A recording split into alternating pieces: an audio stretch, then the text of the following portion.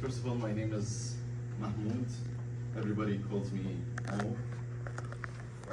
I'm an international student that came from Kuwait, and I'm an Century College alum, class of 2024.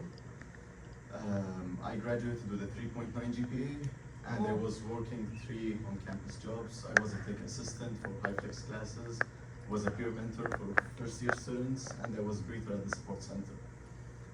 I transferred to the UFM and finished my junior year with a 3.9 GPA, and now it's my senior year. I got a position as a TA for CSI 3923 Ethics and Computing class. I'm passionate about AI, computer vision, machine learning, robotics, and a lot of other things related to technology. And I'm preparing for my master's, specifically in computer vision. And I love sharing knowledge and helping students and giving advice. So, first of all, we're going to talk about what is AI and why studying the AI. So, AI, basically machines that can mimic human intelligence. They can learn from data and adapt. They can hear, see, read, predict, and decide. So here, when we're saying see, it's based on computer vision.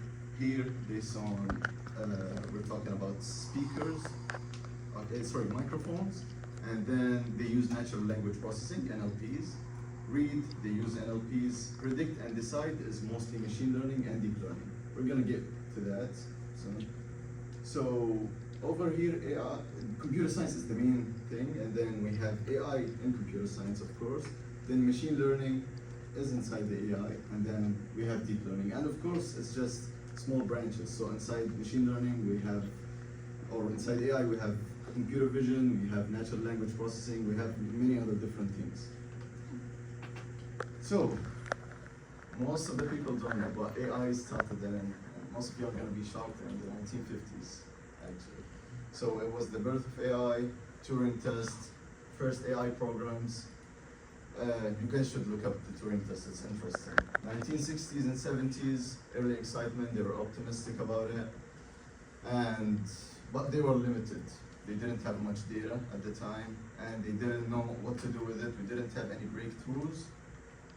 1980s to 90s, AI winters, they didn't make it. They didn't make a lot of things. They didn't find no breakthroughs, no nothing. They started funding cuts, and there was a lack of progress. It was mostly just games, as you guys know, tic-tac-toe and chess and the small things, well, nothing much. 2010s, the AI boom. So two things changed, okay? We have big amount of data nowadays, and we have GPUs, computational power. We have like strong computational power, and in addition to that, we had the deep learning breakthroughs. We're gonna get to deep learning, but that's what changed. And of course, 2020s, the AI hype. Now we have ChatGPT, DeepSeek, Gemini, generative AI, and AI in daily life, of course, media awareness. Everybody's talking about AI nowadays. Okay, let me get one thing straight. So let's talk about narrow AI and general AI, because people always get mixed up. So narrow AI is AI designed to do a specific task, okay? So it can't, like ChatGPT, for example, is a statistical model. It can't think, can't feel. It's not like a human, okay? That's narrow AI. So when we're talking about autonomous cars, they can drive and, for example, detect using computer vision and sensors, cameras, the traffic signs, for example. But they can, for example, diagnose based on like medical imaging. So that's narrow AI here. We have Siri, Netflix recommendations, and medical image analysis. Yes. Don't video games also use AI for like enemy perspective? Video games, do they use AI? Yeah, I mean some of them they do because they learn and adapt. Right. So yeah, Does that count? if you're playing against, let's say, a bot, once you're playing, I'm gonna give an example of FC like FIFA or something. You're playing against a bot, it's gonna keep on learning, and then yep, it can adapt. So that counts as narrow Yep, of course. Yeah. So general AI is AI with a human-like intelligence across all tasks, which can like feel and like can think and can make its own decisions and like without it being, let's say, programmed in a way. So, can think, reason, and adapt like a human does not exist yet, and personally, I think it's not gonna exist anytime soon. Okay, where do we usually see general AI? We see it in movies most of the time. Movies show general AI, of course, robots taking over human level intelligence, and it's the end of the world. They're gonna kill all of us. But that's not real.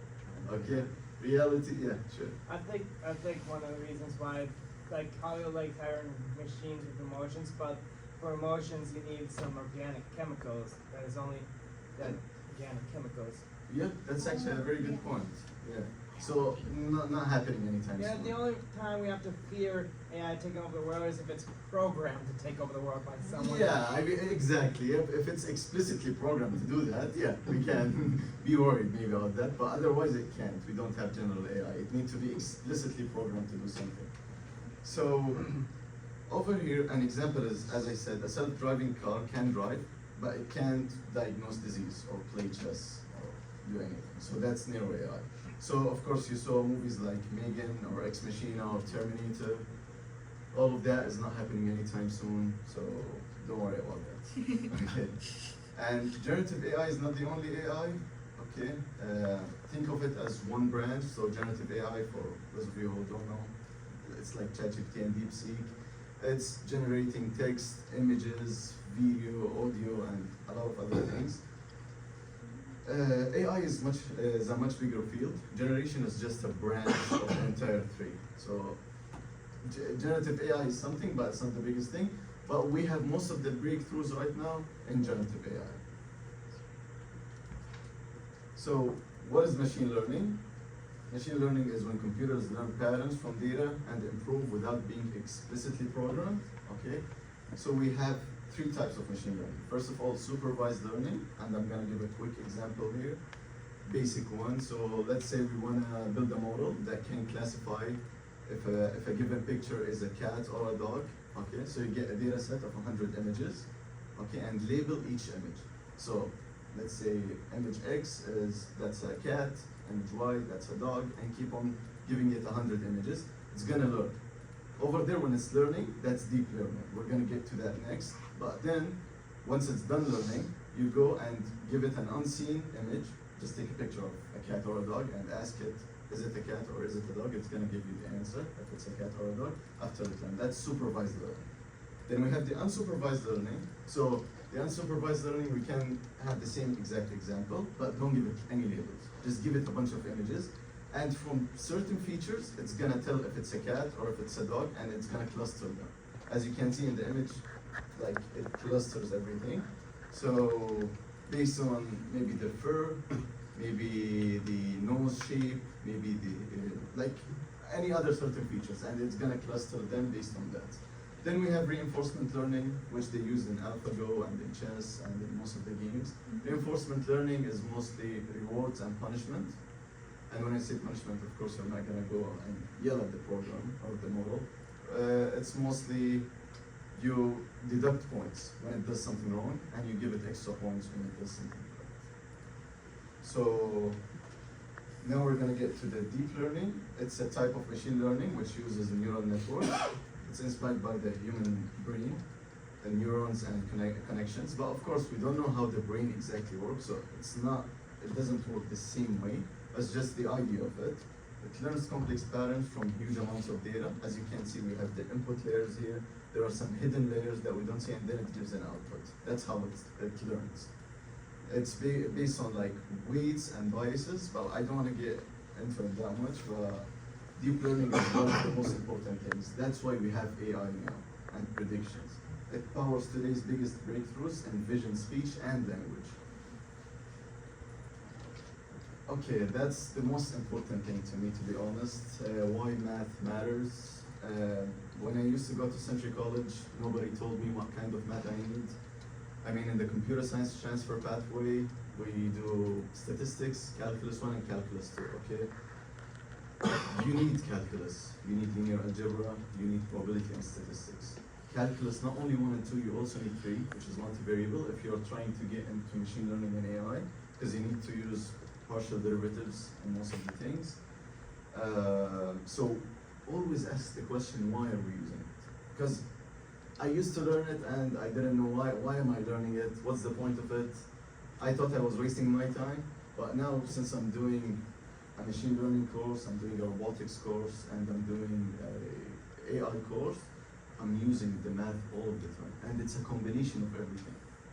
So why do we use linear algebra? Basically, for example, in computer vision, we're using images. We turn those images into numbers, pixels, pixel intensities, so we use matrices and vectors, okay? In calculus, we're using optimization, how to optimize an algorithm, for example, gradient descent.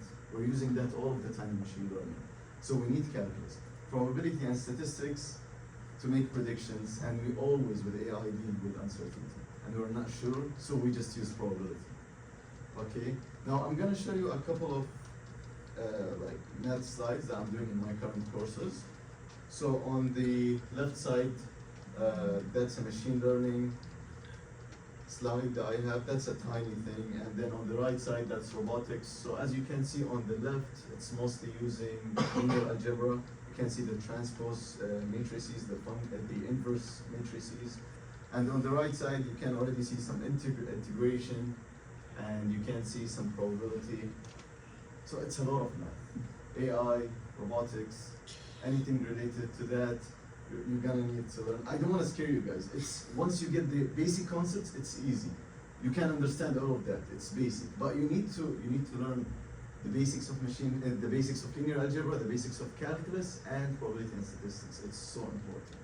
So since you're going to Century here, they teach all of these classes. Try to understand it as much as you can, and don't think as like, I'm not gonna use these anymore, okay? Because also in the comp-sci like major classes, you're gonna use, for example, discrete math. Like I was doing, once I got it here, I thought I'm done. I'm not gonna use it anymore.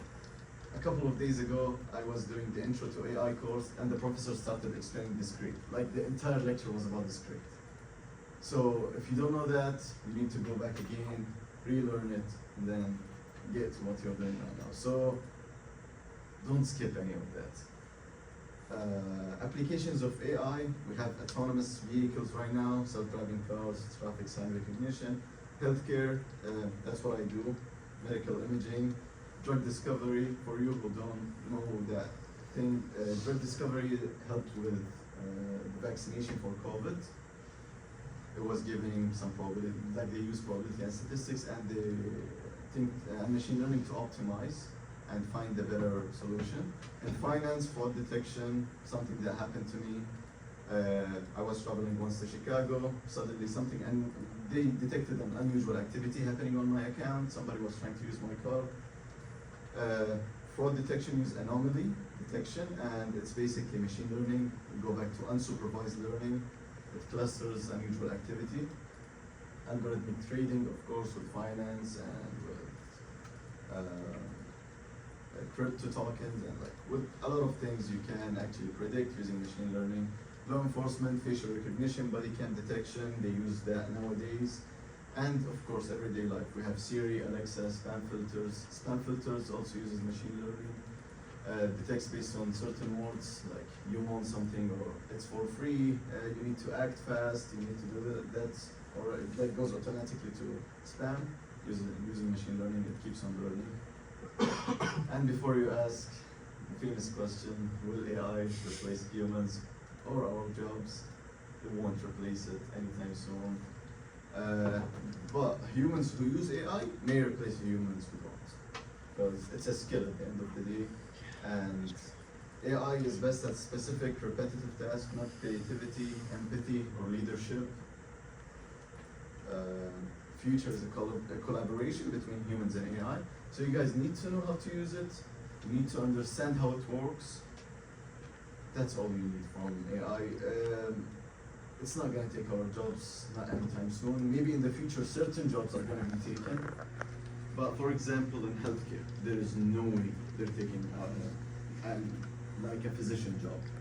They can't. AI always has an error rate. And we settle at, like, let's say if you have an error rate of 85%, that's good enough for a machine learning model, for example. So, and for example, in healthcare, there is no room for error. You can't make any errors. Even 0.1% is a lot. You can't have any errors over there. So that's why we can't use it in certain areas, and it's not gonna replace our jobs. And here, that's the most important thing. That's the mistake that most of the students do. I did that mistake too. So you gotta be careful. Don't use AI to do your assignments. Computer science is a major for critical thinking and problem solving. Wouldn't be a good idea to just give everything to ChatGPT. You need that. You need to learn, and you need to keep on trying and failing and trying. It's a trial and error thing. You're never gonna learn if you're putting everything in ChatGPT. Okay, we're lucky to have tools like ChatGPT because they make everything easier. Okay, and we have a lot of easier access to information.